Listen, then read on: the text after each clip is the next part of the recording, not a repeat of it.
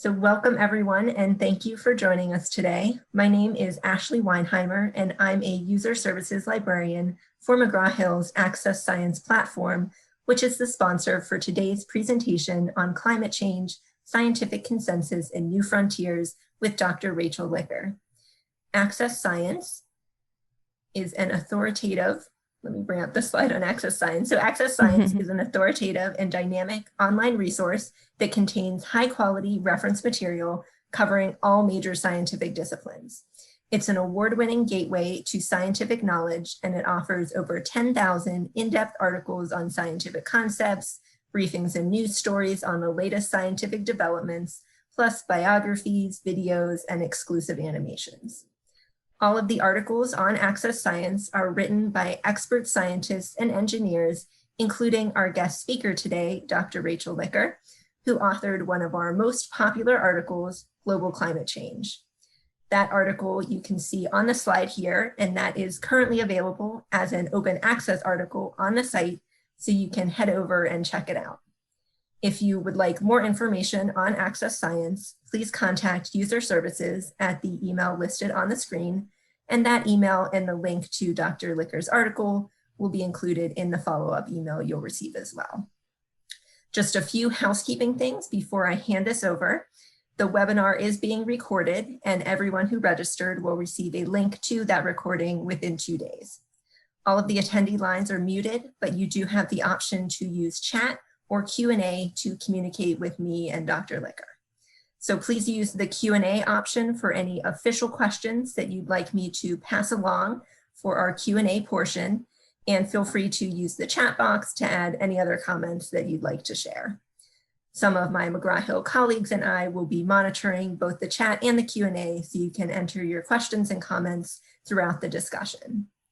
And now I am thrilled to introduce our guest speaker, Dr. Rachel Licker, who is a senior climate scientist with the Climate and Energy Program at the Union of Concerned Scientists and an AccessScience contributor. In her role, Dr. Licker communicates climate science to policymakers, the public, and the media. She analyzes new developments in climate science and works to defend climate science budgets and programs. Let me advance my slide here. Prior to joining the Union of Concerned Scientists, Dr. Licker completed an American Association for the Advancement of Science, Science and Technology Policy Fellowship. For her fellowship, Dr. Licker served as a Foreign Affairs Officer with the U.S. Department of State, where she managed its work with the Global Environment Facility Trust Fund. Before that, Dr. Licker completed postdoctoral training at Princeton University's Woodrow Wilson School of Public and International Affairs. During that time, she also served as a chapter scientist and contributing author with the Intergovernmental Panel on Climate Change's Working Group 2. Dr. Licker earned her PhD in Environment and Resources and her BS in Biology from the University of Wisconsin-Madison. She also holds an MS in Environmental Studies and Sustainability Science from Lund University in Sweden. I want to thank you, Dr. Licker, for being with us today, and I'll let you take it from here. Great, thank you so much. So I'm going to now do the attempt to share my screen. Just bear with me for a moment. Okay, great. So you can see my slides now. Yes, that looks perfect. Yay. Okay, sorry about that. Okay, well, first of all, I just wanted to thank you so much for the opportunity to speak with you today. I know everyone is so busy nowadays and has all sorts of different things that they're juggling as we are in this unusual remote work and remote life situation. So thank you so much for creating the space for joining. I'm going to be speaking with you, as Ashley mentioned, about climate change, the scientific consensus around the topic, as well as new frontiers that I think might be of interest to you all. So for starters, I wanted to begin this presentation in a place that we're all familiar with. This picture of cars driving down the street and the emissions coming out of the tailpipes. And since the Industrial Revolution, the emissions from our industries, our agricultural system, and the tailpipes of our cars and beyond have increased exponentially. As a result, the concentration of carbon dioxide, one of the gases that comes out of our tailpipes, has also increased exponentially in our atmosphere. This graph is showing you in pink the concentration of carbon dioxide in our atmosphere since pre-industrial times. And there's kind of this bend that's infamously called the hockey stick curve. And in blue, you see the carbon dioxide emissions, which are also increasing in kind. This has led to a number of changes in our climate, which are detectable at the global scale and other scales as well. So what I'm showing you here are some of the elements of the scientific consensus on climate change. The graphs are showing you on the left what are referred to as anomalies, or the departure from the average climate in terms of, on the top, the temperature of the Earth's land surface. And each color is just showing you different data sets. So you can see each of these different sources of information all are in very strong agreement that the temperature of our Earth has been increasing since pre-industrial times. And in the middle, that's the temperature of our ocean also increasing. You can see evidence of climate change in other data sets beyond just the temperature. On the bottom, you see the level of our sea increasing at a fast clip. And then on the right are just a bunch of other indices that I just wanted to highlight. We tend to talk about climate change in terms of temperature change, but again, there are many different signs that our climate is changing from, for example, on the right, you see sort of on the bottom left, there's this northern hemisphere snow cover, which is declining as temperatures increase. We see the next to that extent of the Arctic sea ice also declining. And again, marching forward or marching to the right, the mass of glaciers on our Earth also declining. So all of this together feeds into our consensus in the scientific community that climate change is happening, and it's as a result of human activity. I wanted to, though, take a moment and explain, what do I mean by the scientific consensus, and kind of where are all of these different graphs coming from? In climate science, there is a body of the United Nations called the International Panel on Climate Change, or IPCC. And that assesses science and identifies where the consensus lies in order that policymakers can make decisions based on science that they can feel confident about. And the body convenes thousands of authors from around the world to regularly assess the latest climate science, and they publish their findings in reports. So these figures that I showed you before, they come, actually, I think the ones that I just showed you come from our National Climate Assessment in the US, but those are actually one and the same as the findings from the IPCC. And so we can feel really confident when we look at those kinds of figures that those are the result of literally thousands of studies coming together into a synthesis that then the public can know that there's a high level of confidence around. And as I mentioned, in the United States, these IPCC reports feed directly into what's known as our National Climate Assessment. And they similarly report findings that are developed by climate scientists in the United States, which tell us how climate change is likely to affect the United States, what we can do about it by adapting or lowering our greenhouse gas emissions.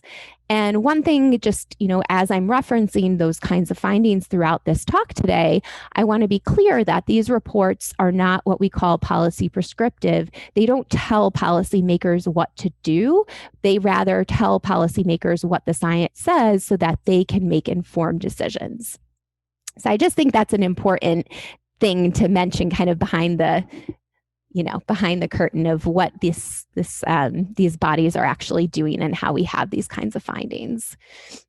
And so, from this, okay, climate has changed, we know the Earth has warmed about 1 degree Celsius over the previous century.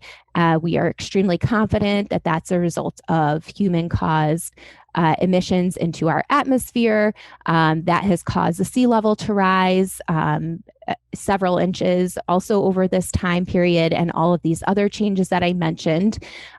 Okay, so we know that, but where are we now headed? So what I'm showing you are some of the tools that scientists use to try to answer that question. And one thing to really mention, I'm showing here on the top these different scenarios that we have that track with different potential emission pathways that we could go down. And this is in terms of gigatons of carbon per year on the top. These are known as relative concentration pathways, which is like probably one of the worst, most jargony terms that we could have come up with to describe these emission pathways. But that is, kind of this wonky science term, but it's meant to say, here's how the Earth could warm if we go, if we emit this much or this much or this much. So the top graph or the top line in red is showing you a curve in which we take pretty much no action to reduce climate change emissions, and they increase pretty much exponentially across the 21st century. And each line is showing you kind of different scenarios on the bottom. The green line would be the most hopeful scenario in which we're able to meet the goals of the Paris Climate Agreement to keep warming well below 2 degrees Celsius. So these are just, what would have to happen to carbon emissions to meet these kinds of different goals. And then on the bottom, I'm showing you how the Earth's temperature would respond to those different emissions. So you can see, again, if we were to continue to emit carbon dioxide into our atmosphere unabated, then our temperature would just continue to increase really significantly over the course of the century. Whereas on the green line, if we could meet the Paris climate temperature goals and reduce our emissions, we could keep warming to no more than 2 degrees Celsius. And so the thing that I think is really important to take away from all of this is that the greatest uncertainty around the future of climate change and our understanding of what's going to happen actually stems from human behavior. It does not stem from our climate models. It does not stem from observational error. It doesn't stem from knowledge gaps in terms of our understanding of how our science works. It stems from we just don't know what humans are going to do. We don't know how much climate action we're going to take, and how significant climate change is depends on the choices that we make today. And again, we just don't know how much climate action we're all going to take. So I think that's sort of an interesting perspective change that a colleague of mine actually put it in those terms, and I think that really solidified this sense of where the uncertainty lies. So now that we've just given you a very high overview of, where the consensus lies with respect to climate science, I wanted to switch gears a little and overview some select new frontiers in climate science. And given the volume of climate change research I mentioned, there are thousands upon thousands of climate researchers from around the world and tens of thousands of manuscripts all the time. There's a lot of research. This is not exhaustive, but rather it's an overview of some areas in which important advancements are being made. So I wanted to touch upon those. Now, the first thing that I wanted to start with is what's referred to as attribution science. And what do I mean by that? And attribution science is trying to answer the questions, how do we know whether or not human-caused greenhouse gas emissions are responsible for the changes we're observing? Or put another way, to what extent are human-caused greenhouse gas emissions causing the changes that we're seeing around us? And what I'm outlining here is the point that we think about attribution all the time. It's not actually this unusual thing to try to attribute, climate change to its source. We think about, for example, the role of subprime loans in the 2008 recession. What's the role of the pharmaceutical companies in the opioid crisis? We hear about that and how that's coming up in our judicial system. We hear about attribution in ecology, for example, how pesticide use, specifically DDT, was behind the decline of the bald eagle. So this sort of idea of attribution is something we do all the time.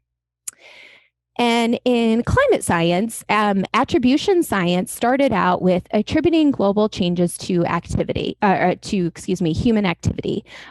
For example, here I'm showing you a graph on the left of the change in global average surface temperature as estimated by different computer models run with both natural and human-caused greenhouse gas emissions. So that's in orange.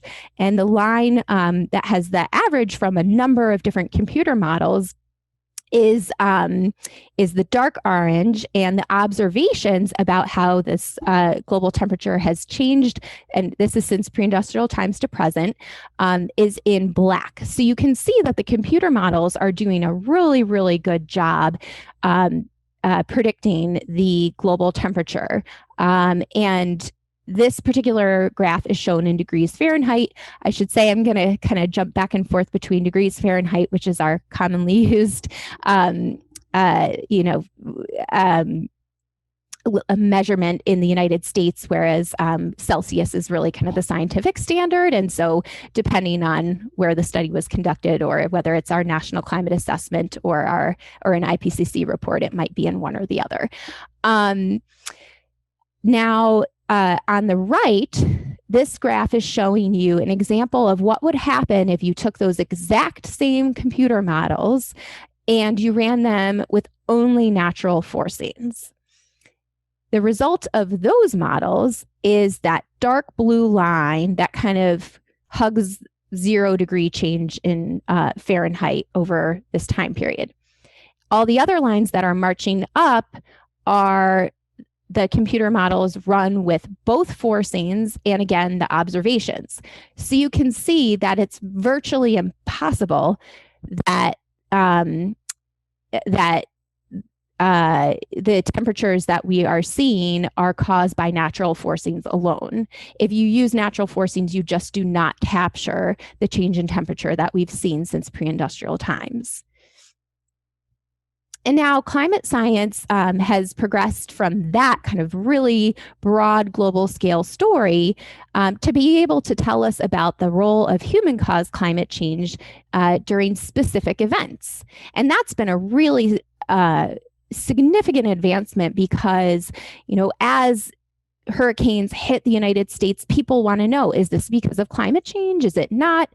And pretty much in real time now, climate scientists are able to tell us what portion of the storm's intensity or the likelihood of the storm happening is tied to climate change. And this is a science that is improving all the time. Here I'm showing you a picture on the left of Hurricane Harvey coming into the Gulf.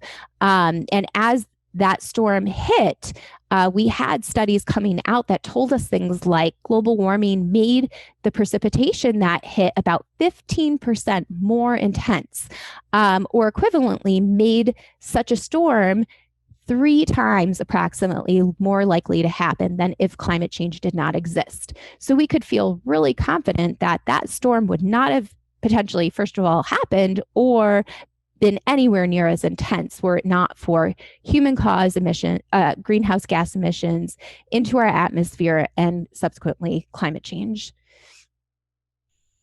And now science is shifting to be able to look at not just how climate change resulting from all human-caused greenhouse gas emissions is playing out. Science is able to attribute changes to specific emission sources. So here I'm showing you a graph in blue of all global carbon emissions from fossil fuel producers and cement manufacturers since 1850, approximately pre-industrial times, in millions of tons. And in red, it's just those emissions tied to the products from the top 90 carbon producers. This is work published by Ricchetti in 2014. And he found that nearly 2/3 of all industrial carbon emissions, starting from the Industrial Revolution and onward, can be traced to those 90 corporations. And these are investor and state-owned and fossil fuel companies like ExxonMobil, BP, Chevron, et cetera, and also cement manufacturers. So my colleague, Brenda Eckwurzel at the Union of Concerned Scientists, used these emission sources that are very specific and tied to the products of different corporations to run a simple climate model. And she was able to calculate the amount of global average surface temperature change and sea level rise tied to the emissions from those corporations. And she found that the emissions from the extraction and production of those 90 companies over the 1880 to 2010 time period contributed about 42 to 50% of the observed global temperature rise. And so I wanted to just share a little bit of the work that I myself am doing in this realm. We can also take this kind of information and look at other changes as well, like global ocean acidification. As the graph on the top is showing you the concentration of carbon dioxide in the atmosphere. That's the black line that kind of wiggles up as the Earth breathes in and out during each of the seasons as the leaves come out and then fall. And so then in blue and green, those are showing you how the amount of carbon dioxide in the ocean follows that increase in carbon dioxide from the atmosphere, because a very large portion, about 25% of the carbon dioxide that gets emitted into the atmosphere, is absorbed by our ocean. And so as we emit more carbon dioxide into the atmosphere, the concentration of CO2 increases in our ocean, and the pH subsequently declines as well. So it's a very direct relationship. That kind of turnover of atmosphere or carbon dioxide being absorbed into the ocean from the atmosphere is quite quick. There's maybe a 1-year lag. And you can think of it kind of like soda water. You know, as you add carbon dioxide into water, you form the carbonic acid that makes the soda more acidic. And so what we were able to do then is run, again, these simple climate models with these kinds of relationships and the specific emission sources to be able to tell how much global ocean acidification can be tied to the extraction and production of carbon dioxide from these different corporations. So that's what this graph is showing you, the contribution of recent emissions traced to these different corporations and how they led in different percentages to the decline in global ocean pH. So Saudi Aramco is about 3%, Chevron about 2%, et cetera. So that is my sort of quick overview of where we've gone in the attribution science realm from, again, this really broad global scale work that made us really stop and understand that we were causing big changes, but then we could get really way more specific in terms of talking about, how human caused activity is contributing to these extreme events, or, the different specific emission sources. So it's gotten increasingly refined. I wanted to turn now to talk about the risk to human populations. This is an area where significant advancements are being made, and there's a growing body of work that employs interdisciplinary research methods from, coupling physical and biological sciences to the social and political sciences and beyond. So one area that I think has captured a lot of attention in our media is how climate change is likely to affect human migration patterns around the world.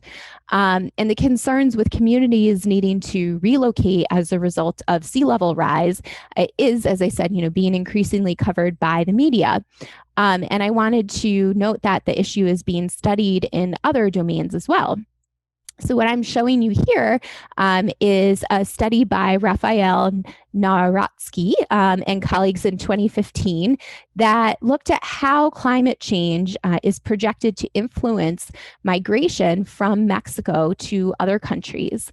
And the way that they looked at this is they coupled census statistics and climate projections and worked with them through economic models to estimate how temperature and precipitation influence migration decisions across Mexico. And what they found was that higher temperatures and excess precipitation did, in fact, increase international migration from rural areas. And what they further found that the reason for this was that so higher temperatures were causing agricultural yields to decline, which was reducing employment opportunities, which sparked more international migration as people sought out jobs overseas.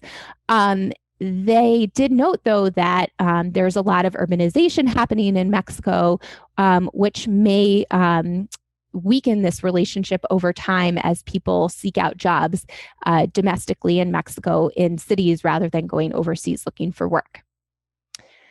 Another realm in which, again, we're thinking about how climate science has been getting into the realm of looking at risk to populations. There is a lot of work going on trying to look at the effect of climate change on our economies.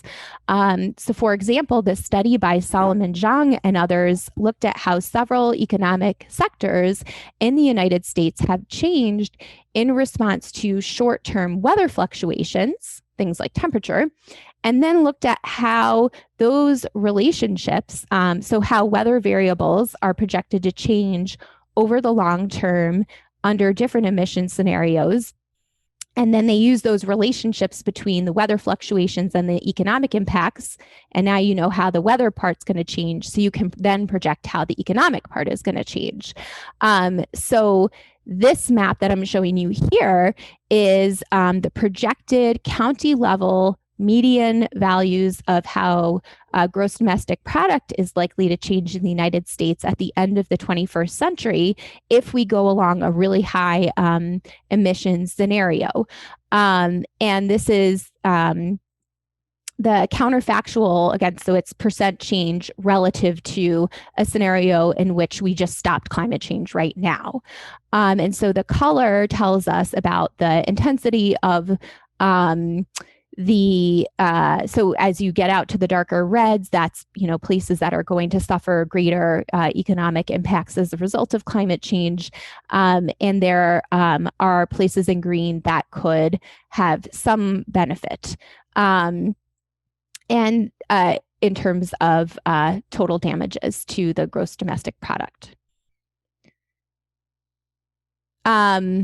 In terms of extreme heat and lost labor, there has been work conducted by our Environmental Protection Agency, which was published a couple of years ago, in which the authors looked at the effect of climate change on a variety of aspects of life in the United States.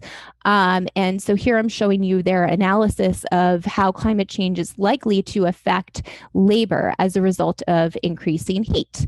The top image is showing you the percent change of hours worked at mid and late century relative to historical conditions.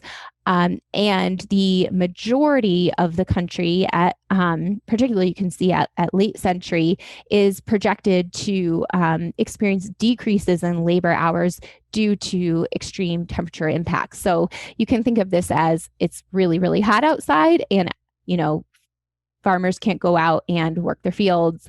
You can't have, business, building and construction happening, our roads being maintained, et cetera. So that's the kind of lost labor that we're referring to.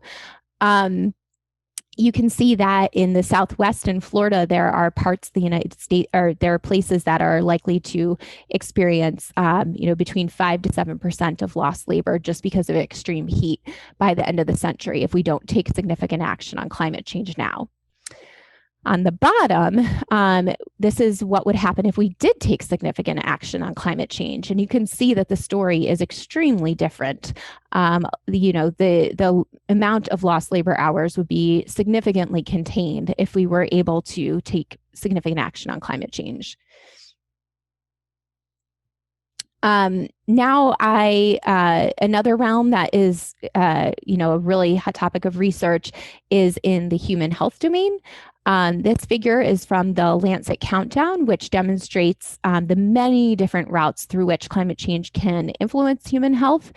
So what this is showing you at the top is just kind of the umbrella climate change, which is affecting this entire system.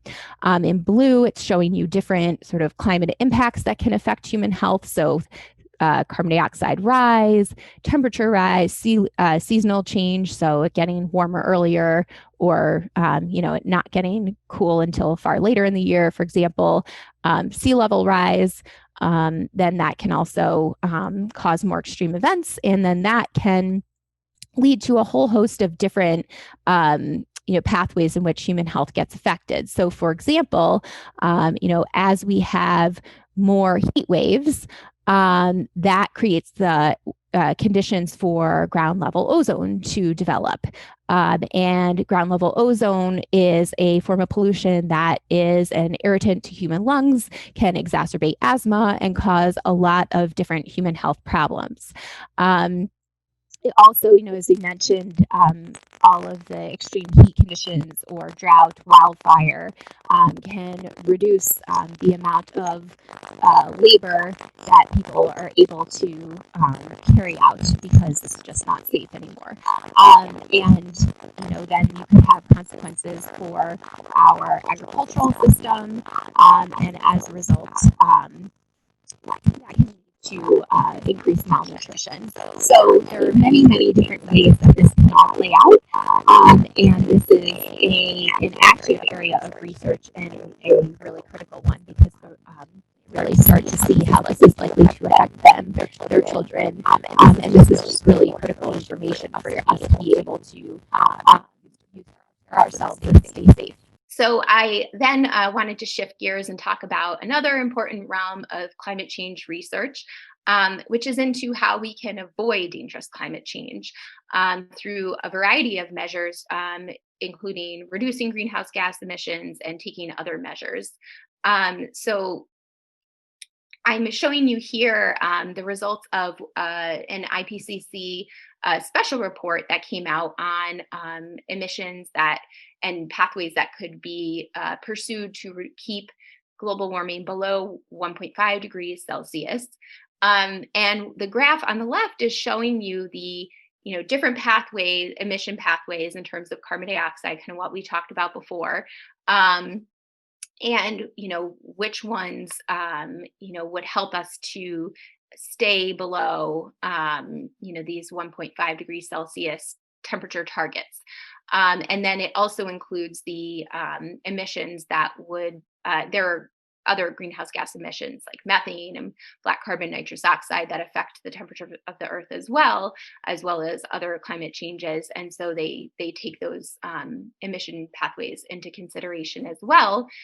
And then, this area of research is really trying to show, when would we need to, for example, take rapid action on climate change to meet these temperature targets. So, this kind of work is synthesizing what a lot of different studies are doing with computer models to be able to figure that out. So in terms of, exactly when we would need to meet that goal, there's sort of at the bottom, it says net timing of net zero carbon dioxide, and there's this little turquoise band, and it hovers around mid-century. And what that's telling us is that we would need to have net zero carbon dioxide emissions into our atmosphere by mid-century. So that's about 2050, so not all too far off, if we're going to meet these temperature targets in the Paris Climate Agreement. So this is a really active area of research trying to disentangle all of these different decisions that we could be making to figure it out, exactly how the Earth's temperature would respond to these different decisions that we could make. So this is just in terms of if we were to lower our emissions of greenhouse gases into the atmosphere. Another route that is an active area of research is actually how can we remove carbon dioxide from the atmosphere? And so this graph is just sort of a simplified example of what I'm referring to, where you could have this line in blue is showing you approximately our current trajectory of carbon dioxide emissions. And, if we went down a path with the dotted line to lower our emissions, well, what if we actually can remove carbon dioxide? That's the dark blue line continuing, and you can just see the difference of the concentration of carbon dioxide getting emitted into the atmosphere. And how we could really help to meet those temperature targets if we were to pursue carbon removal measures. What do I mean by that? So carbon dioxide removal refers to a couple of different broadly umbrellas of measures. So one being natural climate solutions, where that refers to planting more trees, changing our agricultural practices so that we can absorb more carbon dioxide in the soils on farms. So these kinds of natural measures that we already kind of have in hand, but need to figure out how we could deploy them. To technological approaches that are not yet available at a large scale, but are being researched, such as directly taking carbon dioxide out of the atmosphere, which is also known as direct air capture. So this kind of work is a really ripe area of research where, like I said, again, the technological carbon dioxide solutions are not things that are actually available yet. They're active areas of research. There are some field experiments that are out there where they actually have machines that can suck up CO2, but it's very small and limited. But given the fact that it would, to meet the Paris climate temperature goals, would require a level of climate action and emissions reductions that were nowhere near, scientists and society is getting more and more serious about the need to conduct this kind of research and figure out how we could actually bring these kinds of measures online. Then I wanted to just mention one other route to managing, and trying to avoid dangerous climate change that's being studied, and that is geoengineering, which is the intentional large-scale intervention in the Earth's climate system in order to counter climate change. And one area of research in this domain is referred to as solar geoengineering. And this is an approach that to rapidly cool the surface of the Earth by injecting reflecting particles into our atmosphere that could then, the sun energy would reflect off of those particles and then back out to space. And so basically what this is doing is mimicking volcanic eruptions, actually, by releasing aerosols, or again, these tiny particles into the upper atmosphere, which would then in turn reduce global temperatures. So this is it's a really interesting and very active line of research from a variety of different perspectives. Researchers are beginning to design atmospheric experiments to assess how effective and also how risky these methods are. The National Academies of Science are also conducting work on the need for governance around such research, because the atmosphere is a shared resource. So, any experiments into this would affect anyone. And there's just a huge amount of uncertainty. This is a really, really nascent area of research, which has, potential benefits, but we just don't know a lot about it. So even the active research on the topic requires a lot of governance so that we don't by accident do something that could harm people around the world. So with that, I wanted to switch gears into what is coming next. And so I, at the moment, wanted to mention something that's going on with the IPCC, the body that I mentioned before. And the authors of the IPCC are at the moment developing the next report, the sixth assessment report, which elements of that will begin to be released in April of 2021. First, the state of the science on the physical aspects of climate change will be assessed. So that'll be things like how our sea level is rising, how tropical cyclones are likely to change in a warming world, and how heat waves may develop. And I'm showing you this image and I'm not explaining it. What this is showing you is the sixth assessment cycle of the IPCC and basically their timeline. They've had several different special reports, which have already come out. Things on, as I mentioned previously, the special report on 1.5 degrees Celsius warming. We also have had reports on oceans and cryosphere. And so now we're kind of getting into the full assessment, which is like the whole enchilada report, looking at, as I mentioned, the physical science aspects of climate change. Again, that is poised to come out April 2021. As a working mom myself, I think massive amounts of uncertainty should be placed on these kinds of deadlines, because I can imagine scientists around the world are all struggling to work right now amidst COVID. So I'm wondering if that's why they're kind of shaded with maybe a little bit of uncertainty. The second part of the report, which will come out approximately fall of next year, is the working group 2, which is what I had participated in the previous assessment report, the fifth assessment. And that has to do with the impacts, vulnerabilities, and opportunities for adaptation in the face of climate change. And then after that would be the mitigation part. That's due to come out a little bit right after the working group 2. That'll look at, what I mentioned about how do we get emissions down and other measures that could be taken to avoid dangerous climate change. And then after that, all of the report authors will get together, and they actually will have delegations from different governments who will agree upon what's referred to as the synthesis report, which basically tries to distill the findings of the underlying report elements into language that is clear for policymakers. And then after that, we will have our own national climate assessment, which the fifth one is underway at the moment. I'm showing you the covers from the last one, the fourth national climate assessment, which came out in 2017 and 2018.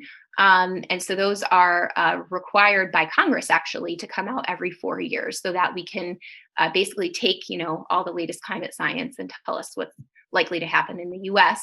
And so, as I mentioned, I think at the beginning of the talk, the IPCC findings feed directly into our national climate assessment. I also just do want to note that there are a lot of different state level assessments that are kind of akin to the IPCC that are, more local in nature. There's a lot of climate science out there, but these kinds of assessments are incredibly valuable to help you identify commonly accepted findings in the climate science field. And they're really excellent launching off points to find additional studies relevant to your interests. So with that, I would just like to again thank you so much for your time and attention, and I really look forward to your questions. I have here my contact information. If you'd like to follow up with any questions, you can find me and UCS on Twitter, and it's also our website, ucsusa.org, where we have information on our own work. And yeah, I look forward to your questions. Thank you so much.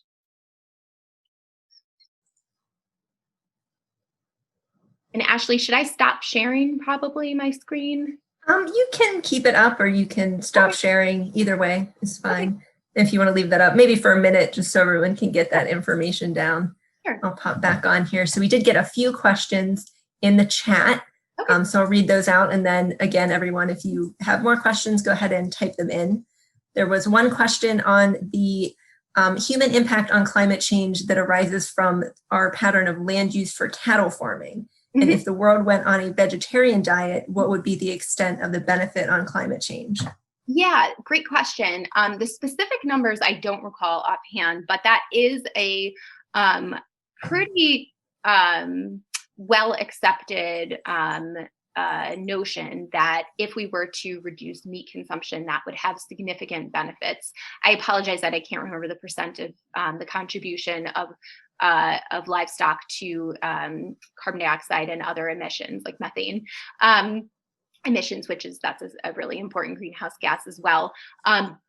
I would be happy to provide that to Ashley, and maybe she can distribute that to participants, some of those figures, but it's quite significant. And that does get into a complexity with respect to, culture and behavior change. But these are really critical, conversations that we need to be having, and think about, the trade-offs. Yeah, thank you. There's another question about the Oceans Melting Greenland project. And do you think that will change our main perceptions of climate change, air versus water impacts on glaciers? I don't know if you're familiar with that project. No, I'm not familiar with that project. So I would love to learn more. And again, if I was able to take a look, maybe I could give some thoughts afterwards. Okay, there was another question about the carbon dioxide removal. Do you think the natural carbon dioxide removal is more effective than some of the other methods that you had talked about? Yeah, we actually don't 100% know yet, because the technologies to actually remove carbon dioxide are not available yet at a scale that that they could just be deployed today. I think that in one sense, the natural solutions are, I would say, more important right now because they're low-hanging fruits. We have them available. We could pursue them right now and make a big difference if we really intentionally did, manage our agricultural systems differently. If we did pursue aggressive measures to plant more trees, if we did, there are all sorts of different things that we could do right now that would make a big dent in the curve. But what's important to note is that it would not solve climate change. There's no way to meet the Paris Climate Agreement temperature goals with carbon dioxide removal measures alone. And so we have to have a diverse portfolio in which we're pursuing both measures to reduce greenhouse gas emissions and measures to remove carbon dioxide to be able to meet those kinds of goals. But getting back to the question, I think there's, a lot of promise in terms of the technologies with carbon dioxide removal. So, it is a really critical area of research that we be funding and pursuing. And I think it's also, just to say, I am involved a lot actually in this area of work. And it's an area where something known as environmental justice is really big because if we're planting more trees somewhere, are we pushing people off of land? If we're pursuing new technologies and having to build things to suck up carbon dioxide, where are we building those kinds of technologies? Are they in communities of color where people could get, have adverse effects from the technology? So it's complex, but it's again critical that we be pursuing. We're basically what I like to call it is at an all hands on deck moment with respect to different measures that we need to be pursuing. There was another question about sort of those mitigation methods about the aerosols. Wouldn't the use of aerosols to reduce sunlight harm the efficiency of solar energy? Oh, good question. In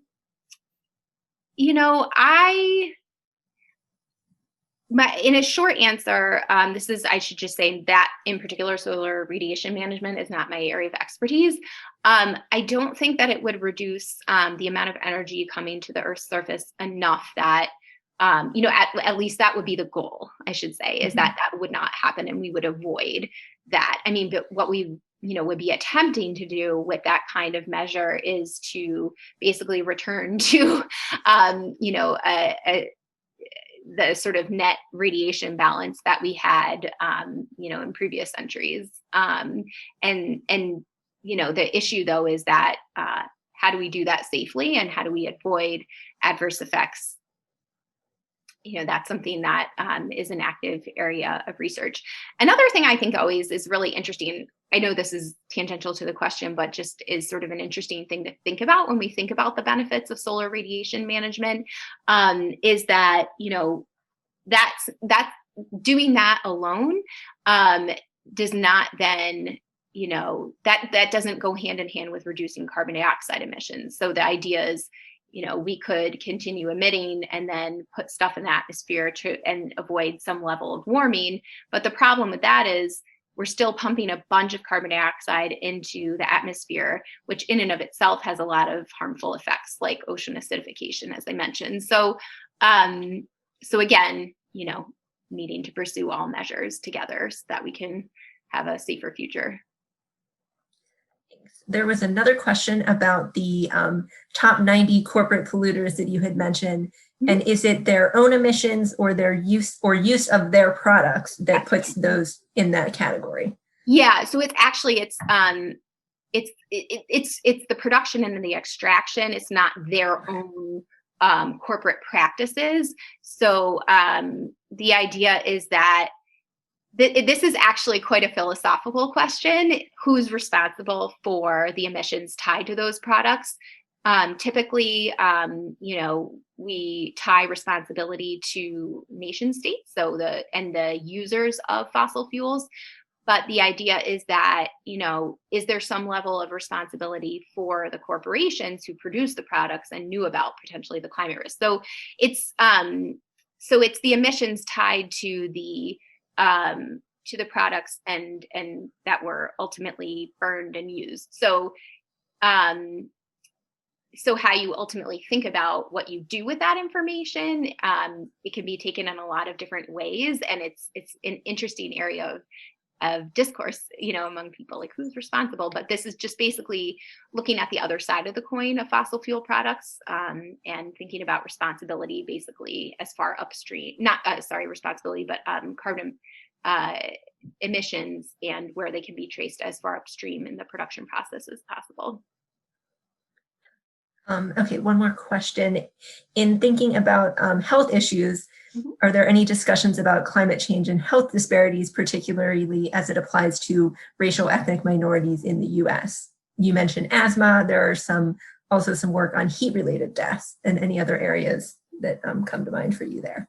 Yeah, so many. Oh my gosh. I personally conduct work on extreme heat, and there's so much, that the health effects do oftentimes with climate change tend to fall across racial lines in terms of the disparity.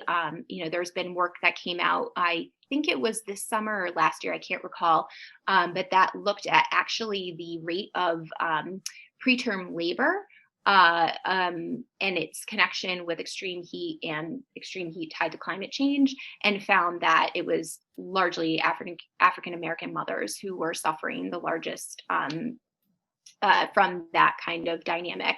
Asthma, a huge one. There's just so many different ones.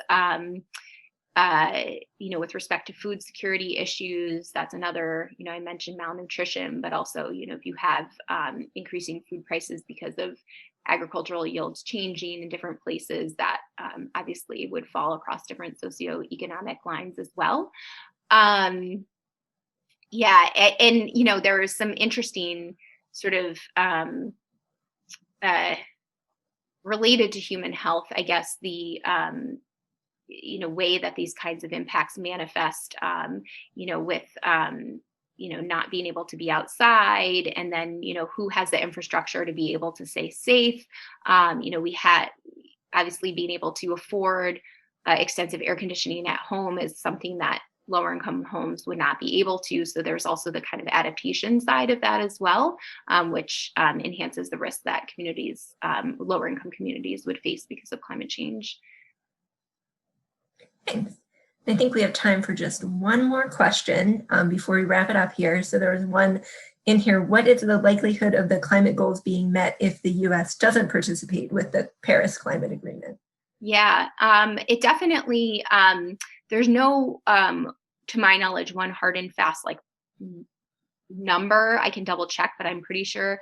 But basically, you can think of it as, first of all, we are historically the largest contributor of carbon dioxide and greenhouse gases into the atmosphere. And, we're now one of the top, we've been displaced by China, but in terms of annual at the moment. But, we are a really important actor. So us not being in the game would significantly reduce the chances But it's also the concern about the ripple effect. We historically have been a leader in international negotiations. So if the United States isn't at the table, then that is a concern that other countries would feel less incentive to participate. At the moment, that doesn't seem to be too much of the case. It's more that the U.S. leadership is sort of being taken over by other countries.